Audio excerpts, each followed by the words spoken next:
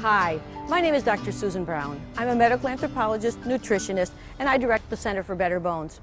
Today I want to talk to you a bit about bone health for young women, in between the ages of say 20 and 40.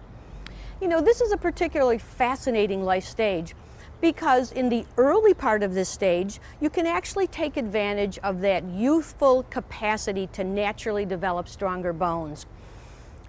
If you nourish your bones properly, if you have proper exercise during this stage, you can actually build bone in your 20s.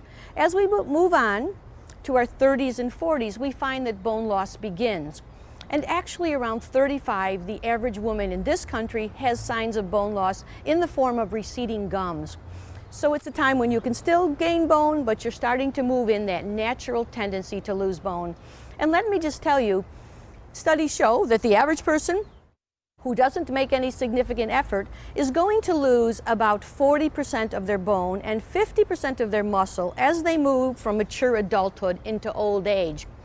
The program I've developed is to help individuals intervene to maintain both bone strength and muscle strength as they go through their lifetime.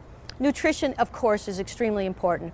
And one of the things we've pointed out in our work is that there's not just 1 or 2 nutrients, but there's actually 20 key bone building nutrients. Some of those nutrients are more important than calcium. You'll learn from my work that vitamin D is actually more important than calcium, and maximizing your vitamin D intake is extremely important during this stage. There are many other nutrients that are important to bone: zinc, manganese, copper, a whole series of antioxidants, a series of amino acids, and even essential fats. All of these are important, and it's worthwhile learning about these and the role they can play in helping you build and maintain bone during this crucial period of early adulthood. When we're speaking of eating, we want to remember that many women in this stage of their life may have a tendency to undereat or actually be involved in eating restraint, that is, worry about their eating. All of this really can have a negative effect on bone. And peculiarly enough, if you're too thin, that actually can be very damaging to bone. And if you actually stop having periods or have menstrual difficulties, we know that there's something serious going on and that attention should be paid to correcting these situations, because these sorts of situations and hormonal imbalances lead directly to bone loss and limit your capacity to maintain a good bone density in these young years. Emotional factors are extremely important. Just worrying, just feeling insecure can have an effect on our menstrual cycles. We want to try to eat regularly, and we want to seek the emotional support we need. We want to do adequate exercise. And another key that I'm very fond of, and we've spent a lot of time researching, is the importance of developing an alkaline diet, a diet that actually provides enough mineral compounds to buffer the acids you produce in your body.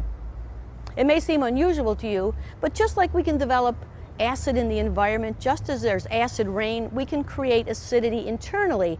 That acidity damages our bones. We actually draw from our bones to buffer those acids so that the body may survive. The bones, you might say, sacrifice themselves for the good of the larger system.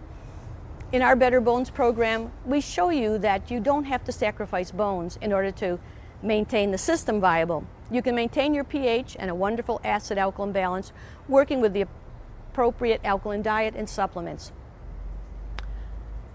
All in all, there's many lifestyle and nutritional factors you can control during this stage of life between your 20s and 40s to guarantee that you have good endocrine health, healthful menstrual cycle, and that you're doing everything possible to build your bone mass for your later years.